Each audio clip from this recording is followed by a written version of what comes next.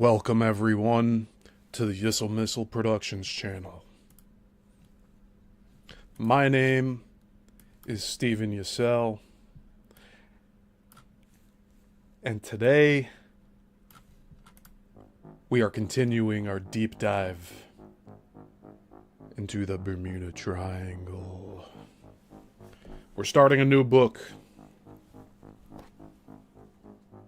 The Bermuda Triangle II, by Gian J. Quasar.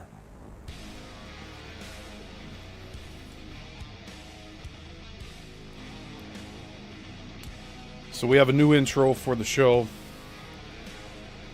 built up off of the last one, but I think it's quite fitting now with what we know so far.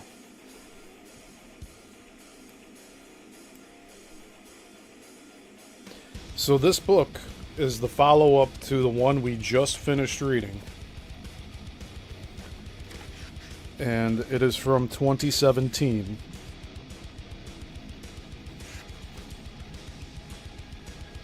It's titled The Bermuda Triangle II, An Odyssey of Unexplained Disappearances at Sea by Gian J. Quasar.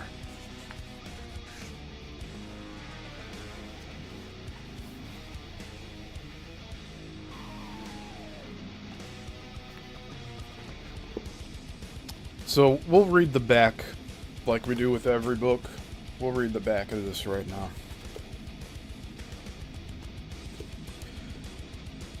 The quote, man with the unlikely name, end quote, is the only popular investigator to have risen through the ranks of the quote, unexplained, end quote, to command the respect of the mainstream. Best-selling author Randy Wayne White wrote, quote, the danger of Gian J. Quasar's fascination with mysteries, often assigned to paranormal causes, is that readers will assume his writing is tainted with secret advocacy and bias, like the majority of hacks who litter this field. Readers, rest easy. Quasar is a superb writer and researcher and stands alone at the top of this unusual field. Through Quasar, the genre is elevated, finally, to equal, even exceeds, the highest standards of investigative journalism, end quote. His investigative talents have followed him to successfully bridge the gap between such topics and the heavy world of cold case to attain the distinction of, quote, citizen sleuth, end quote. He is consulted by police investigators and special task forces on major homicide cold cases. Until he earned his own unique moniker, quote, Q-Man, end quote, he was often called the, quote, real-life Kolchak, end quote. Here he returns to the X-Files field. He is regarded as the undisputed world expert. His first book on the subject, Into the Bermuda Triangle, was declared by no less than Whitley Strieber to be, quote, the best book, end quote, written on the topic. And we just finished reading that entire book. Deceptively gorgeous, hypnotically inviting, the tropical Bermuda Triangle has lured thousands, not to their deaths, but to eternal mystery. Of all the so-called, quote, paranormal, end quote, mysteries that have captured the world's imagination, the Bermuda Triangle is the one substantive subject. The area's deadly enigma of missing ships and planes is real. It is not based on subjective findings and claims. The ships were real. The airplanes were real. And the thousands they carried have vanished without trace. one man set out to find the truth. And this is what we'll be reading through the end of January. It is jam-packed, and I can't wait to get through this with y'all. So today we are reading Chapter 1. And by the way, this is a first edition of the book, and has not been read yet either. But we're starting with Chapter 1, titled The Bermuda Triangle, An Enduring Mystery. So before I begin, I just want to remind everyone, hit the like button below. And if you're new here, please consider subscribing. And that's about it. We will get the Illuminati. Come on out. There she is. Alright. So, are y'all ready? This will not be as dense in material as last night's show on Coral Castle. That was a doozy. I anticipated it going 2 hours, and we went 4 hours. But today is a little bit lighter of a read. There's not too many insert photographs in here, so we'll mostly be reading for tonight. And we'll be going about 2 hours. Possibly a little less than that, so we'll see. But let's begin. Chapter 1. The Bermuda Triangle. An Enduring Mystery. The covers of all world newspapers captivated readers when they detailed the puzzling facts behind the inexplicable disappearance of a huge Boeing 777 carrying 239 people on a routine flight over Malaysia. Such a chilling event, played out over hours, was declared to be contrived without obvious reason, cunningly executed and heinously premeditated.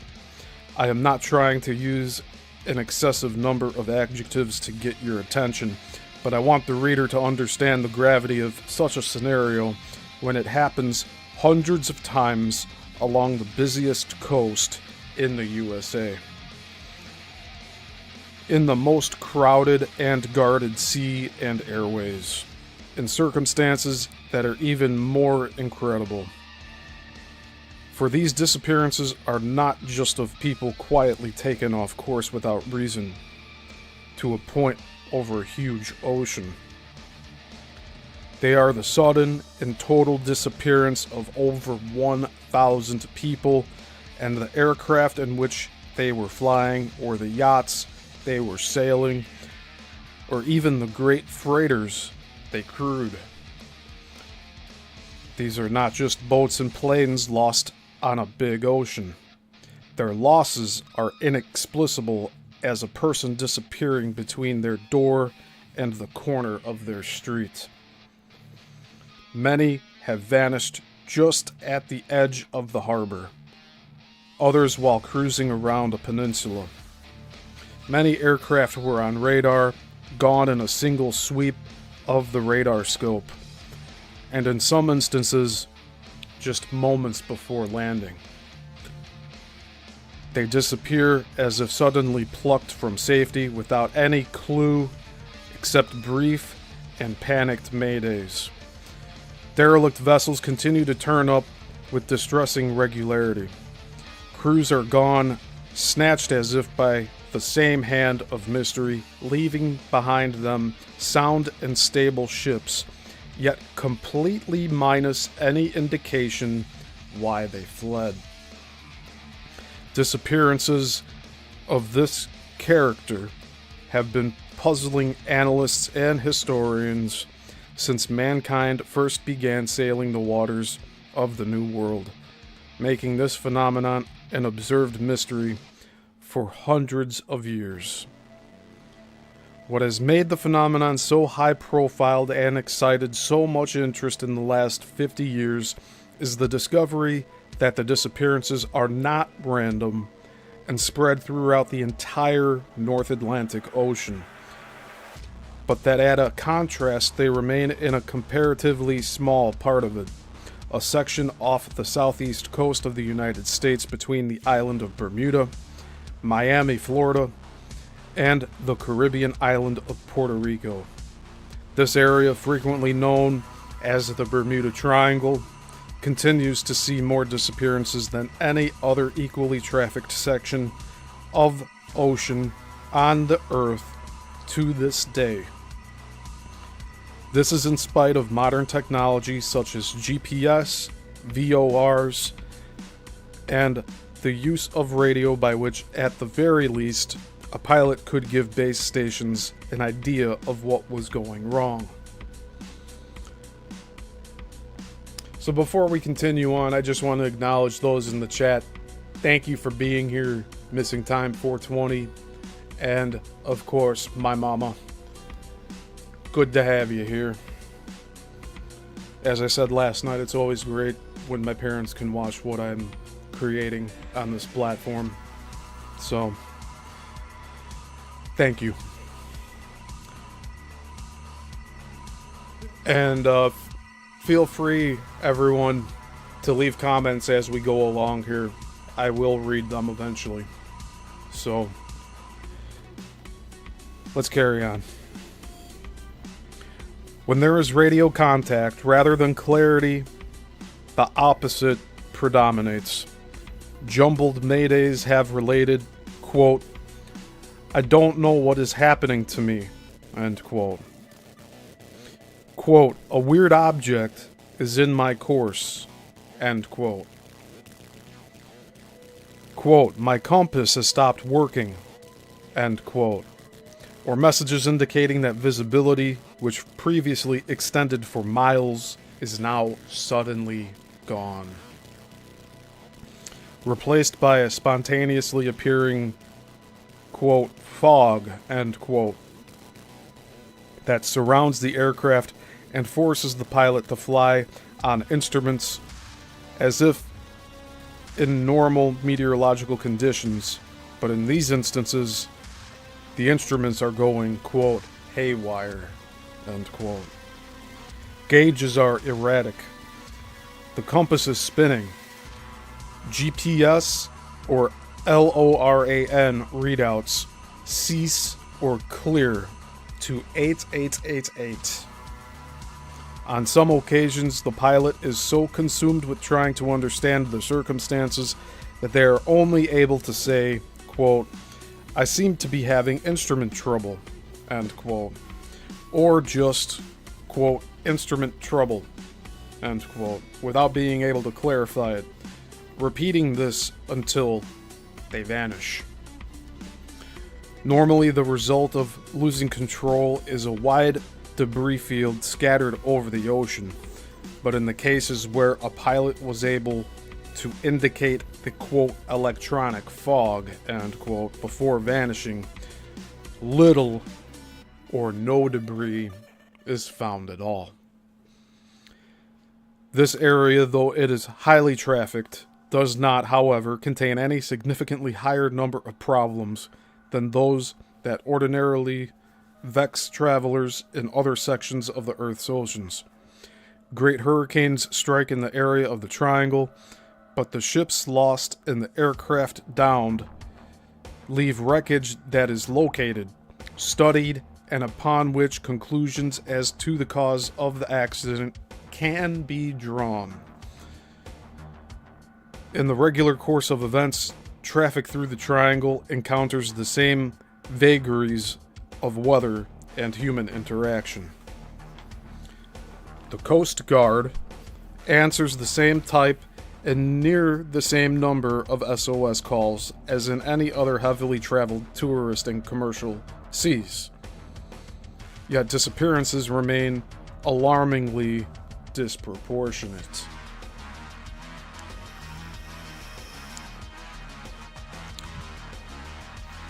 There is, however, one noteworthy difference in the area of the Bermuda Triangle than in other comparable trafficked areas. Its most heavily traveled seas are so shallow they are transparent, or the bottom can be reached on a straight dive. It is precisely here in the triangle's southwest corner where most of the disappearances in the Bermuda Triangle occur. This area covers the vast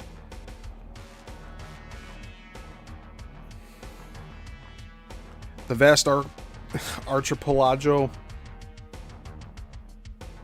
of the Bahamas. I butchered that word. Where over 700 islands, their ports and airfields make for easier and safer island hopping through to the Caribbean. In many places, the sea bottom is only a few feet deep. The average depth is about 50 feet. Land and potential safety, even for a shipwrecked crew, is never far. Nevertheless, the disappearances continue without trace of wreckage on the beaches or any visible sign of or shadow of the sunken aircraft or vessel below the thin blanket of azure waters. This last phenomenon extends even over time. Most any wreck in the shallow waters of the Bahamas will attract the growth of turtle grass. The result is an underwater oasis teeming with sea fauna. Such oases easily stand out from the surface as a marled dark green scar in the mirror-clean turquoise shallows. Local divers are very familiar with such locations, and it is not long before the exotic kaleidoscope of a new one attracts their curiosity. Yet, though most of the disappearances have occurred over this archipelago, there are no such unexplained marled areas indicating the presence of uncatalogued wrecks. The most logical, or at least prosaic, explanation is that the aircraft or ships were completely obliterated before they hit the ocean or sank. The frequency of disappearances, however, would suggest anything but prosaic possibilities as the cause.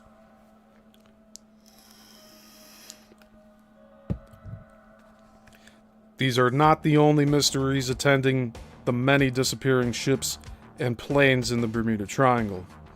None has ever sent any ELT or EPIRB signal to base stations.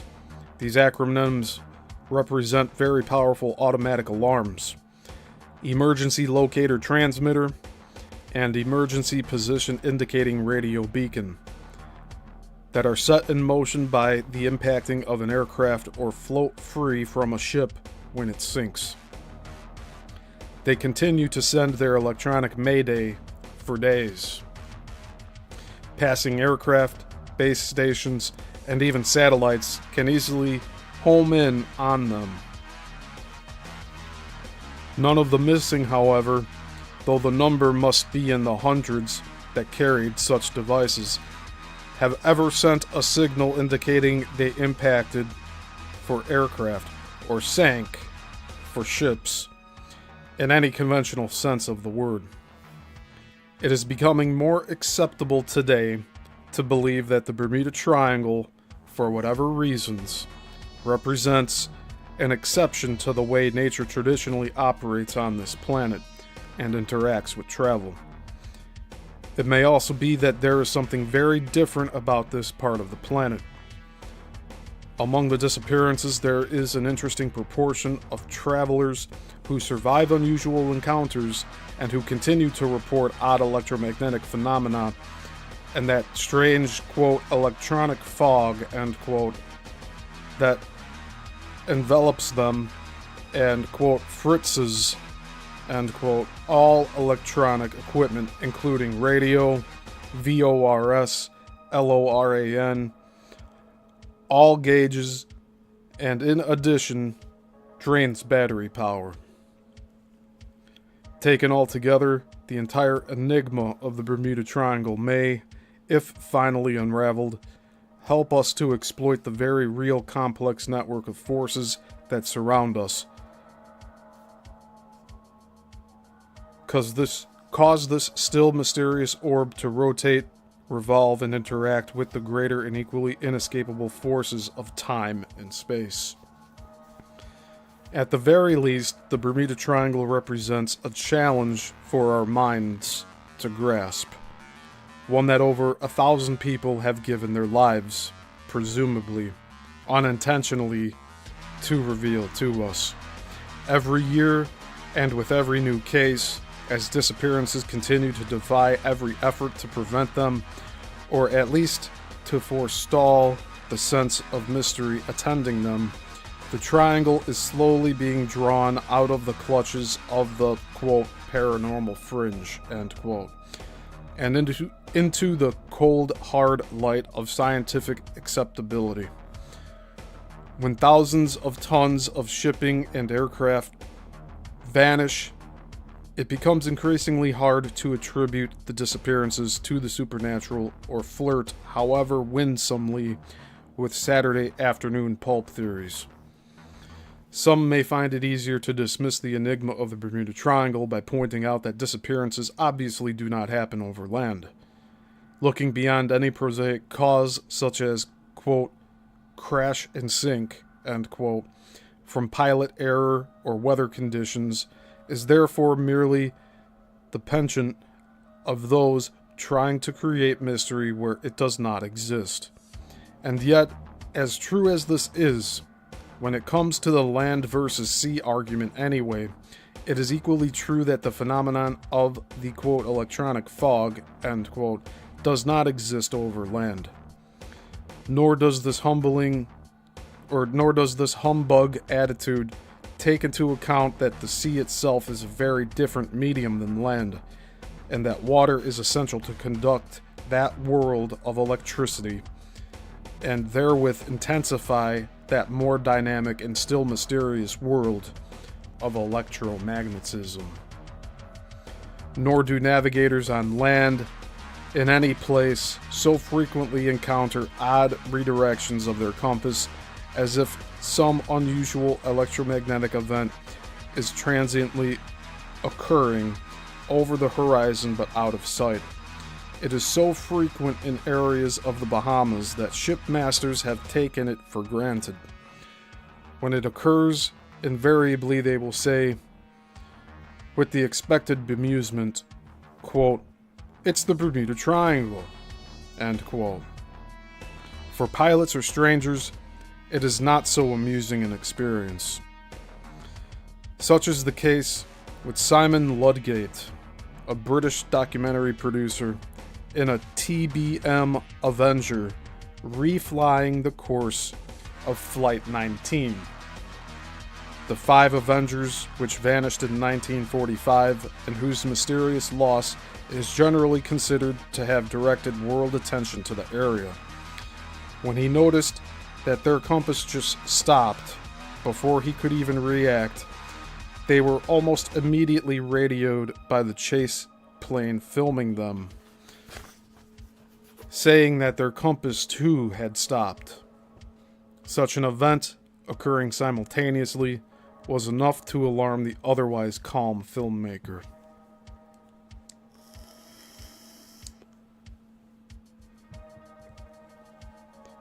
Only 3 planes of space exist, and yet only 2 fields of energy are discovered: electricity, and at a right angle to an electric current, a magnetic field.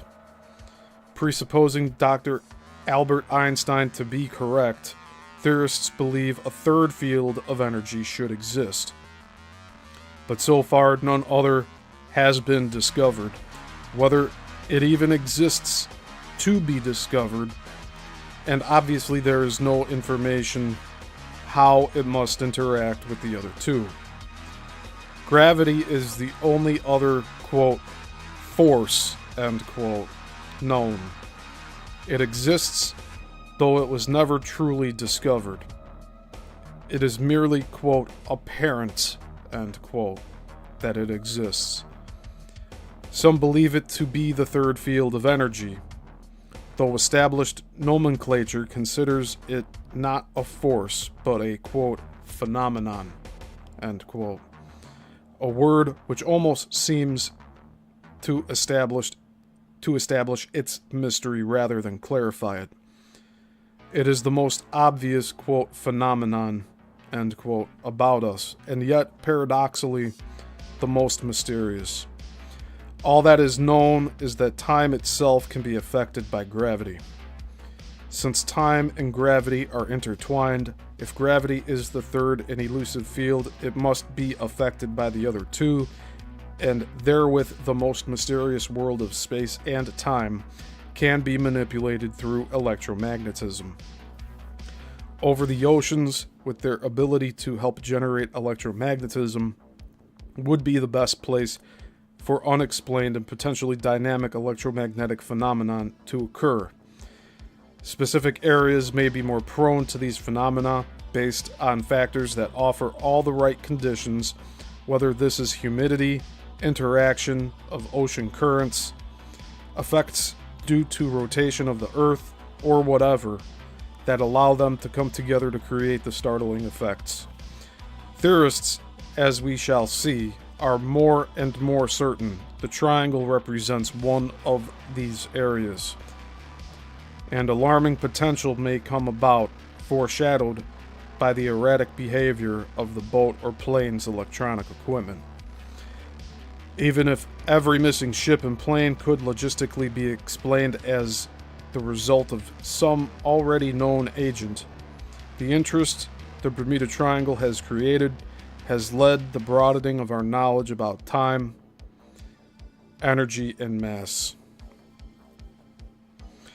Professor David Pares, that's spelled P-A-R-E-S, of the University of Nebraska, has not been put off by the folkloric claims that surround the triangle. Rather, he has come to believe that the, quote, electronic fog, end quote, at the very least, is very real. And the details of one pilot, Bruce Gernon, who experienced its most intense manifestation and who set about to discover what caused him to move 100 miles in space and 30 minutes in time during the period he was enveloped in it, have convinced Pares that Gernon's experience is key to unraveling space and time travel.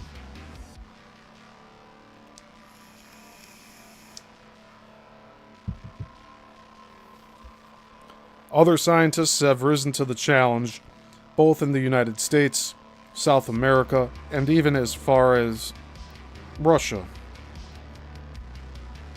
where Dr. Oleg Murchryakov, who has possibly solved the riddle of ball lightning, has attempted to explain the triangle's infamous, quote, electronic fog, end quote. A more in situ attempt to crack at least one of the cases of the triangle has inspired the daughter of a lost pilot to try and correlate his missing aircraft with one unaccounted underwater oasis called, quote, the Eye, end quote, 55 miles east of the island of Bimini on the Great Bahama Bank. Pam Harrison lost her father over 35 years ago on a flight from the Bahamas to North Carolina. Her desire is to mount an expedition to finally clear the sea bottom off the still unidentified wreck to see if its registration number matches that of the aircraft her father flew.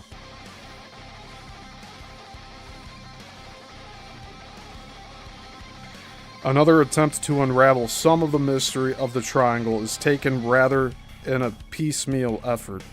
Dr. Greg Little has been diving in the triangle for decades. No matter what the subject of the dive is, he makes a conscious effort to divert to any wreck to see if he can identify it with one of the many missing in the Bermuda Triangle. Yet, for every attempt to chip away at the legend of the Bermuda Triangle, a new mystery arises or an older one almost seems confirmed. American psychic Edgar Cayce's predictions about the last remnant of Atlantis being found in the waters of the Bermuda Triangle go hand in glove now with the enigma of unexplained megalithic ruins found underwater in the triangle's most exotic corner of the Bahamas. Some individual stones and entire structures are cyclopean in size. Coincidentally, in parentheses, or not so coincidentally, end parentheses, they match colossal prehistoric architecture around the world.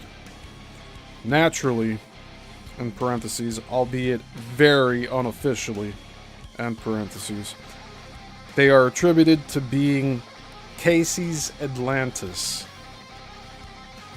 which he had described as having been a worldwide super civilization, both technologically and in terms of mental powers, with its last surviving section having sunk exactly here 12,000 years ago. Furthermore, he declared this last remnant of the Atlantean civilization to hold the secret electromagnetic power sources of this vanished prehistoric age. Caycean Atlantis and these cyclopean ruins are some of the most alluring components of the legend of the Triangle.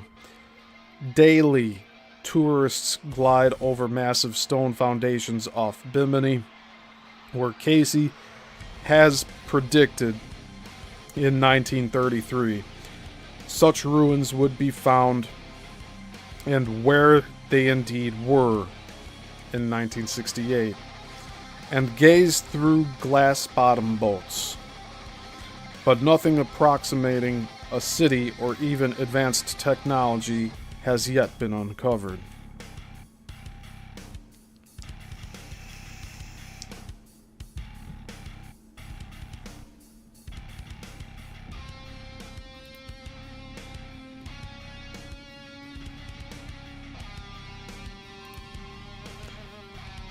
Admittedly, the Atlantean theory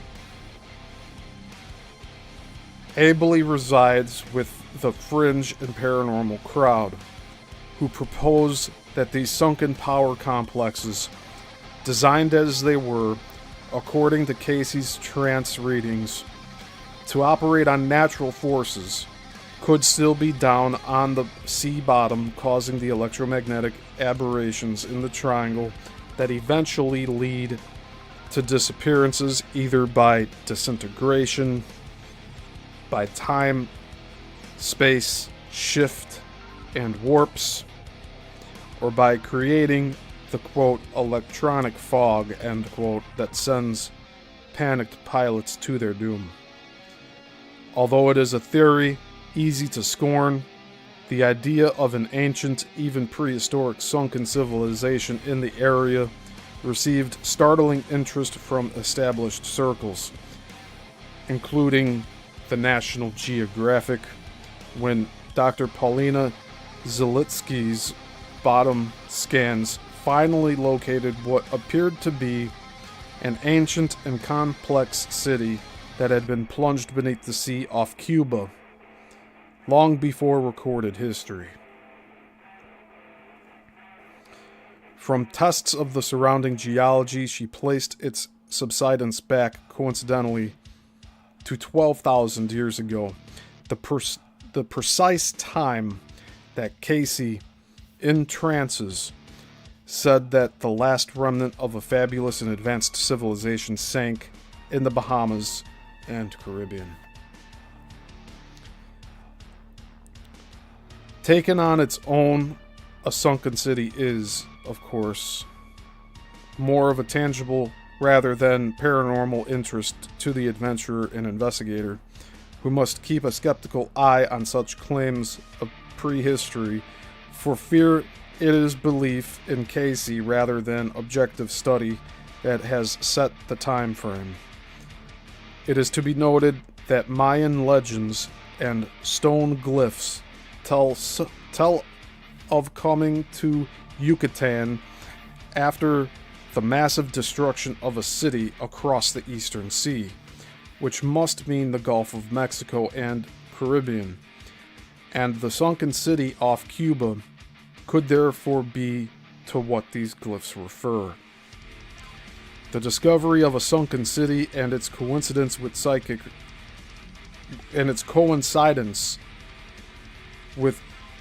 psychic readings from 85 years ago is yet another of many coincidences in the Bermuda Triangle that cause us to gaze beyond that invisible horizon and wonder at our own mysterious prehistory. This is not the only occasion where the legend of the Triangle has found some form of belated fulfillment in reality. As early as 1962, some form of electromagnetic aberration was suspected to be contributing to the disappearances.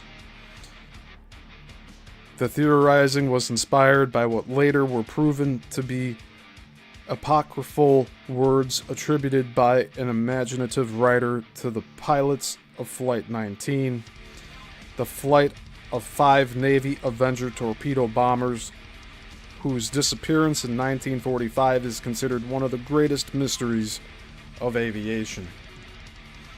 These alarming phrases included, quote, "The compass is going crazy. We don't know where we're at. Even the sea doesn't look as it should," end quote. Although these words were later exploded as false, actual research has revealed historic references to just such reactions by pilots to strange electromagnetic phenomena and unexplained fogs that caused all their navigational gear to suddenly go erratic. Among the historic encounters is the entire crew of the British ship Mohican in 1904 and Charles Lindbergh in 1928 while flying Spirit of St. Louis from Havana. Modern re-encounters with such electromagnetic fogs are documented since 1970, 6 years before Lindbergh would admit to his own encounter in the Triangle in his 1976 book, Autobiography of Values. There is nothing novel in old and new reconfirming aspects of the Bermuda Triangle's enigma, or the cart of legend coming before the horse of fact.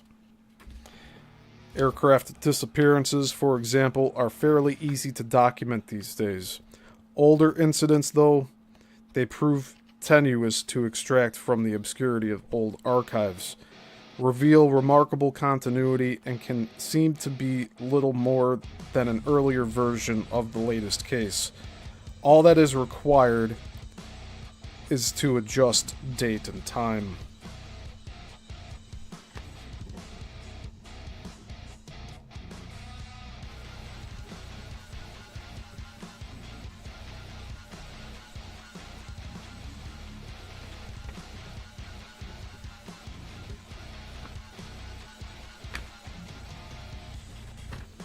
How are we all doing out there? We're moving through this pretty quickly. That's good. This continuity is remarkable, and it suggests that the vast majority of disappearances have the same factors contributing to them. These, at least in the most sensational and inexplicable cases, revolve around sudden, quote, fogs, end quote, electromagnetic phenomena, or such lightning-like disappearance, it seems, as if the aircraft simply, quote, winked out, end quote, both visually and on radar. Ultimately, the answer to the mystery of the triangle lies not just in unraveling and understanding the origins and potential of electronic fog, but in delineating exactly what needs solving in the first place. When someone asked, quote, "Do you believe in the Bermuda Triangle?" end quote, various giddy replies ensue, most often based on false impressions, urban legends, and knee-jerk reactions to popular or even bizarre theories. In essence, there can be no poignant answer to the question because the question itself has no perimeters. What in essence constitutes the, quote, Bermuda Triangle, end quote? While as many theories as legends exist, no investigator can proceed to a solution without accepting that to, quote, believe, end quote, in the triangle can initially mean only two things. To believe in what seems obvious, that it is an actual geographic area, and in parentheses, though the name is certainly unofficial, end parentheses, and two, that to, quote, believe in the Bermuda Triangle, end quote, means to accept its enigma. That is, that more ships and aircraft disappear in this area than in any other part of the world, for as yet no readily explainable reason. If not these two basic points, then otherwise the entire topic simply becomes an Ouroboros feeding in a shallow pool of questionable theory. History alone is the only perimeter that can define the Bermuda Triangle, inasmuch as it gives us context, and in that it is also the clearest step to defining the geography of the phenomenon.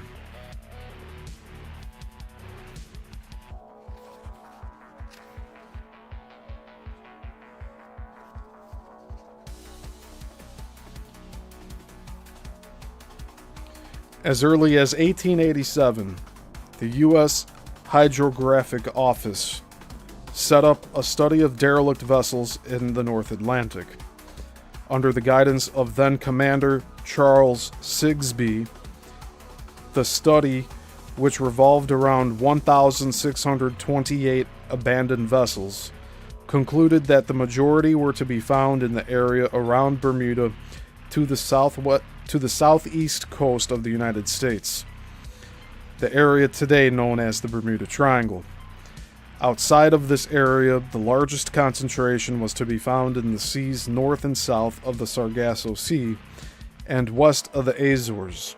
However, many of these derelict vessels found here could be explained by their subsequent drift in the powerful Gulf Stream currents that flow through the triangle and then around the Sargasso Sea and back again to the triangle, indicating that whatever befell the crews did so in the area delineated today for the Bermuda Triangle, and the vessel, now deserted, continued to drift in the currents.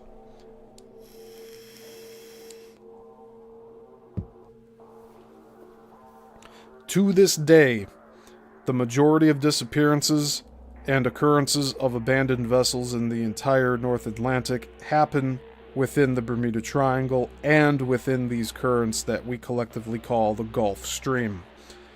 They do not occur in the heart of the Sargasso Sea, the very center of the North Atlantic. For that matter, the heart of the triangle, which is nothing but the western approaches of the Sargasso Sea, is largely also devoid of disappearances, both then and now. This is actually at a contrast to the old sea legends. Ancient mariners in the days of sail dreaded and tried to avoid the Sargasso Sea because of its notorious calms. This is understandable since calms would delay a sailing ship. but the true area of disappearances and mystery, and hence the true, quote, triangle, end quote, is not the, quote, damnable Sargasso Sea, end quote.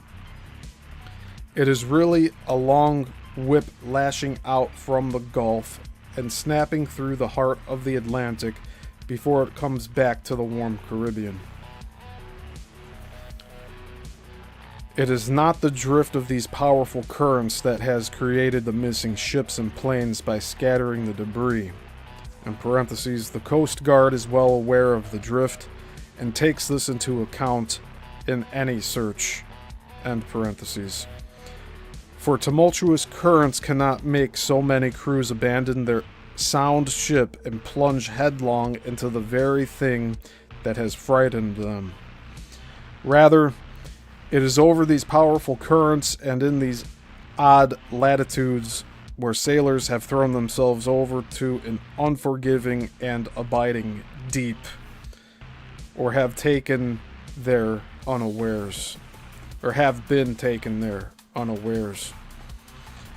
Of this encounter, the captain of the Mohican declared, quote, "The vessel was enshrouded in a strange metallic vapor, which glowed like phosphorus. The entire vessel looked as if it were afire, and the sailors flitted about the deck like glowing phantoms." End quote.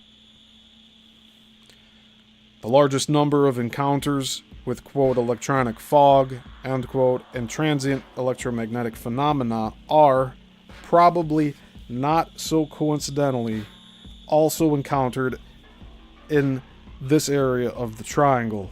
The difference between the triangle and those areas around the Sargasso Sea being that the currents in the triangle are the most powerful in all the collective Gulf Stream. Several theorists, including the late Ivan Sanderson, speculated that the powerful tangential currents played a key role in creating or exacerbating the electromagnetic aberrations. In attempting to dismiss the triangle's mystery, or at least enigma, it has also been pondered quite out loud why this present writer, who is solely responsible for bringing the subject back to life, is obsessive in never referring to himself in the first person, and why he is not more critical of the theories, especially in light of the fact that his other books are noted for investigation and critical analysis. Why, for example, here, would he even refer to Ivan Sanderson, an investigator of whom he has been critical? Quote, "I," end quote, will answer by saying that in this case, Sanderson, no matter what his other shortcomings were, may be quite correct, as we will later find out. And we have an illustration here. The subheading reads, "Marking only 100 cases of derelicts contained in Sigby's work. Highlights how the Bermuda Triangle has always been the center of deserted vessels. Arrows mark the drift of the currents."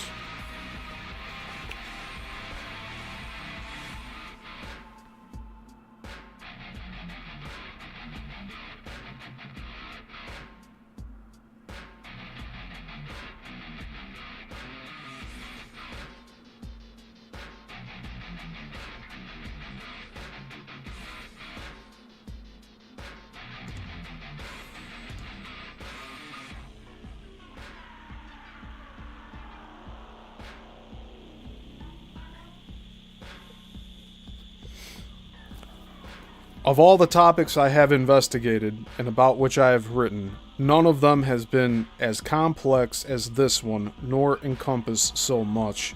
There is a difference between investigating a single event, serial killer, or quotient, and investigating hundreds of mysteries over centuries of time, spread over hundreds of thousands of square miles of sea, hard to personally investigate.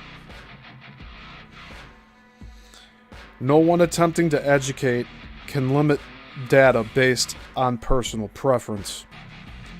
That is indoctrination and not education. Nor can anyone deprive the devil of his due. I present this subject as a reporter and commentator and not as the critic. What I cannot solve or dismiss on evidence, I must include. Personally, I do not care for alien abduction theories and much of what and those who come with them. But that does not mean I can ignore Russian admirals, captains, and numerous other eyewitnesses to such things as, quote, flying saucers, end quote, that seem to make the Bermuda Triangle the center of their activity, nor the statements of credible witnesses, such as Simon Ludgate, whom I personally knew, when he reports that during the same flight in which their compass froze and then spun, he saw silver discs circling high overhead their aircraft. The reader must decide to what extent of a role these objects, for they have certainly been seen out there, have played in the litany of missing aircraft. The Bermuda Triangle is a tall and wide subject. It is not one man's theory. It is much more than disappearances. If I can conjure an old Kodachrome image of a flipper cereal, investigators shod in Van tennis shoes facing high seas adventure, but with enough mentality to appreciate the chords of ominous music when a derelict boat is found, when a pilot's panicky voice crackles over the receiver about a weird object, of eyes that brighten with the prospects when they gaze through the kaleidoscope of dancing shallows at a cyclopean edifice, then I have served the subject well. In continuing, one of the many arguments put forward to minimize the number of missing boats in the triangle as being suggestive of anything out of the ordinary is to point out that the triangle, at least in the Florida-Bahamas corner, is the pleasure boating capital of the world. And therefore the number of yachts that vanish is not by percentage out of proportion. Large numbers are merely statistically expected. On paper, this may look correct, but in practice it is not. Florida has spiraled into that void that follows past glory. Economic decline has seen thousands upon thousands of boats abandoned.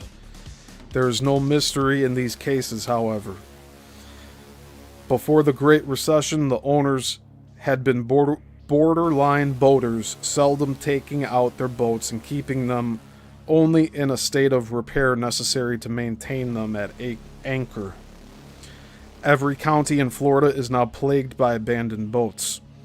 Sailboats have sunk at anchor. Expensive old yachts and even Chris Craft or Broward's slump with bilges that need pumping. Powerboats are abandoned in lagoons. Conchers, scallopers, and several types of fishermen lie deserted where they were left. To save on dock fees and eventually fines from special police who now give notices of a boat in danger of being considered a derelict, many have towed out their once prized boats and allowed them to drift away.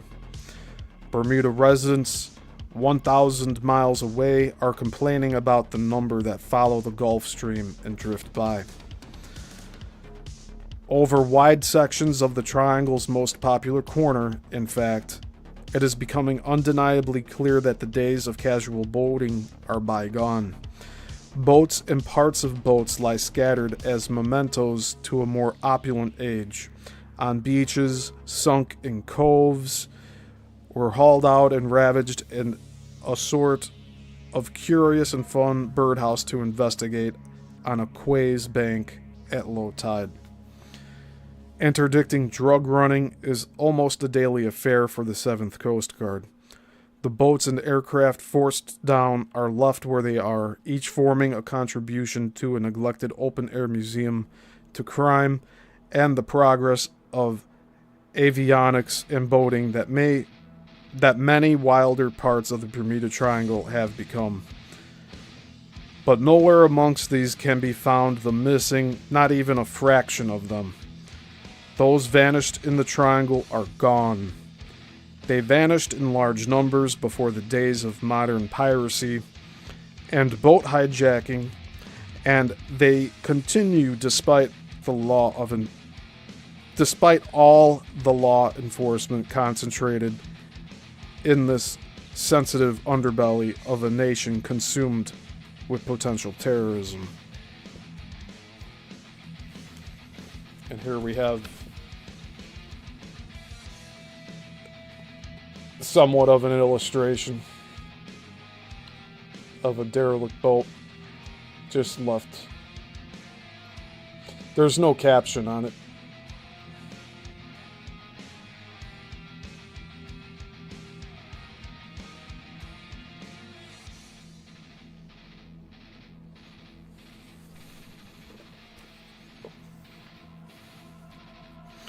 It is undeniable, however, that the number of disappearances in the Bermuda Triangle has drastically declined over the last decade.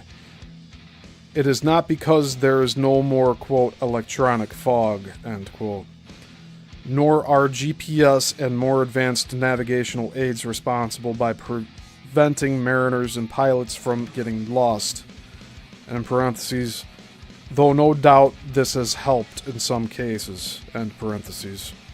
For such advancements cannot prevent the disappearance of debris after an accident anyway. Besides, there are always a large number of perennially crude and miserly boaters who will not outfit their boats properly with EPIRBs and state-of-the-art electronics.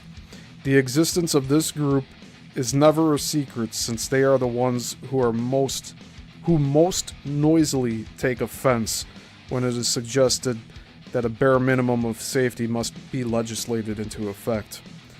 Although one might think that they're prime candidates for disappearing, fools go where angels fear to tread and invariably survive, though causing untold angst and frustration for the Coast Guard. No, the average boater is simply not transiting the seas anymore. Tens of thousands exist only on paper, and thousands more ride at anchor and are nearing the graveyard created by disuse. Logistics explain it. Sadly, it is not electronics or progress. Fewer travel far out, and thus fewer encounter an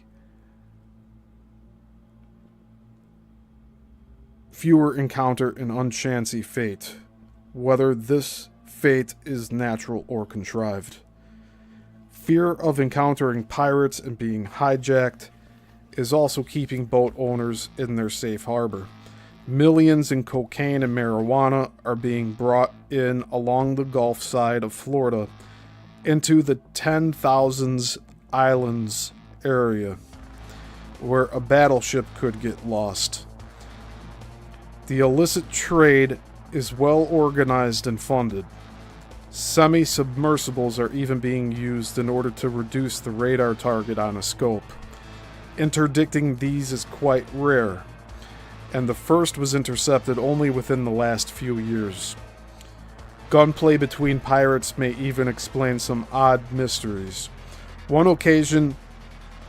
one occasion, the Coast Guard picked up a lone bale of cocaine floating at sea. Since such illegal valuables are not stacked up on deck like crates of bananas and therefore not apt to fall overboard, such an article at sea testifies to some mystery which befell even a drug runner, or to some violent clash between modern-day pirates of the Caribbean. Florida's East Coast is one long beach and tourist mecca, not an environment conducive to the secretive rigors of smuggling.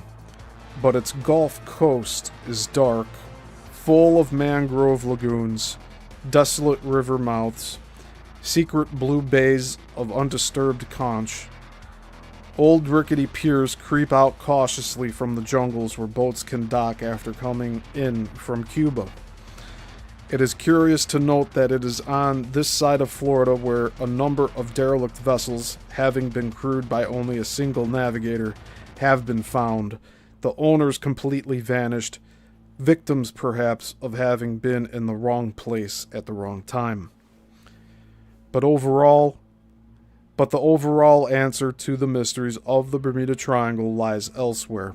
It is not in economic woes and the reduced number of travelers. Reduced numbers are a clue, but they are at best only a temporary clue. Something is not being fed.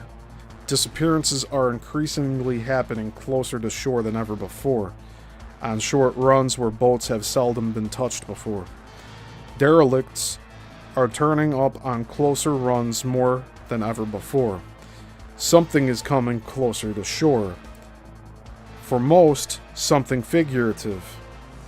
But for some who have been touched by it, something literally is coming closer to shore.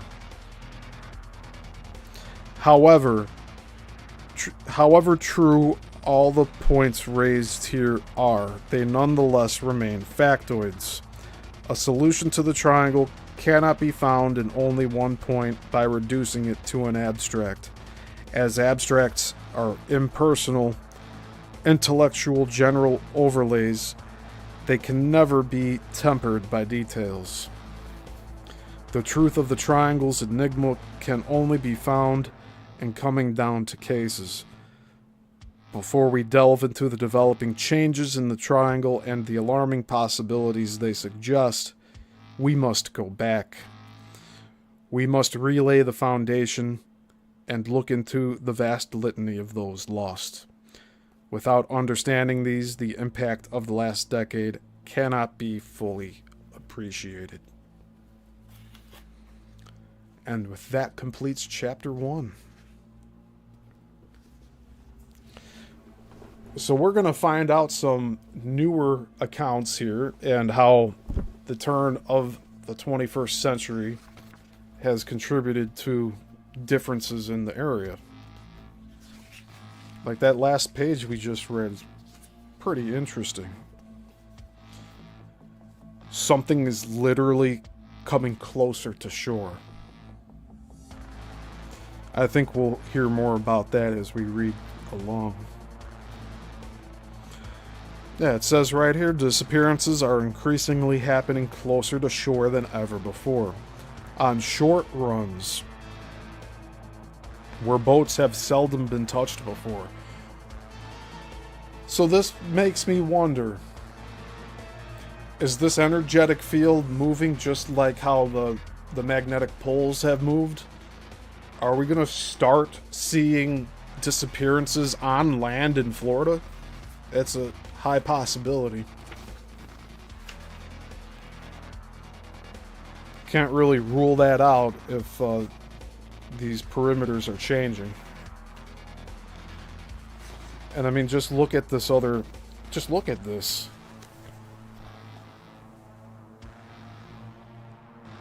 It's going like, it's happening closer to the shore than what we were being told. Although, like in the center here, that's the Sargasso Sea. So that's all the still water.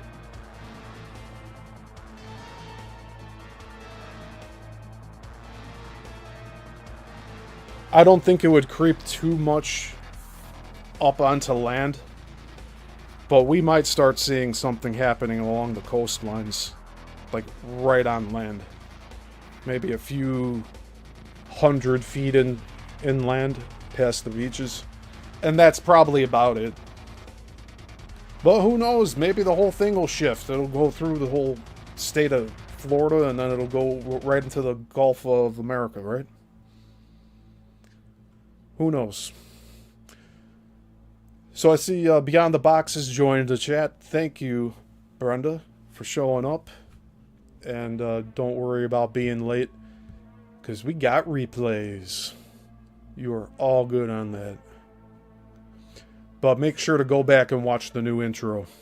I spent a good amount of time on that.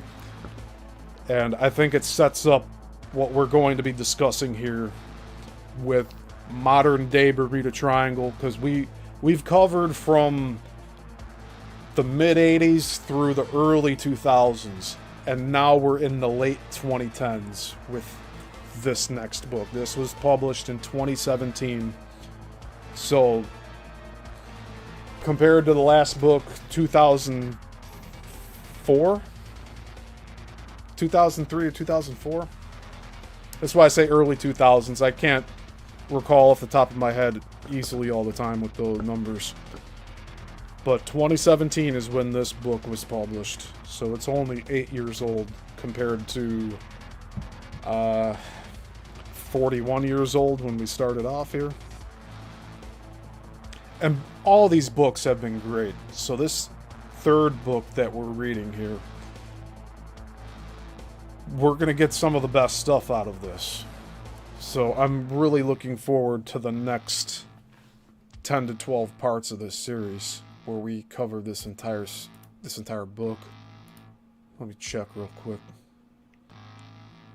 Yeah, all the way up to part 40 on January 22nd of 2026. We'll be covering this book. We'll finish this book at the end of January. And we'll be doing this once a week, as usual. Some of the chapters we're splitting into two because we don't want to spend too much time on all of this. But we knocked this out in just above an hour today. So I'm really happy with how quickly this show went. This is just an introduction to this new book that we're covering, and I'm excited to see what else is in store here. So that'll be it for today. I thank you all for being here. Make sure to hit the like button, and just make sure that if you missed the beginning of the show, go back and watch it. Go back and watch that intro. And Tuesday will be the next installment of Coral Castle. I'm not sure yet about a Let's Talk on Sunday because my temporary work has extended into Sunday morning, so that might interfere with everything.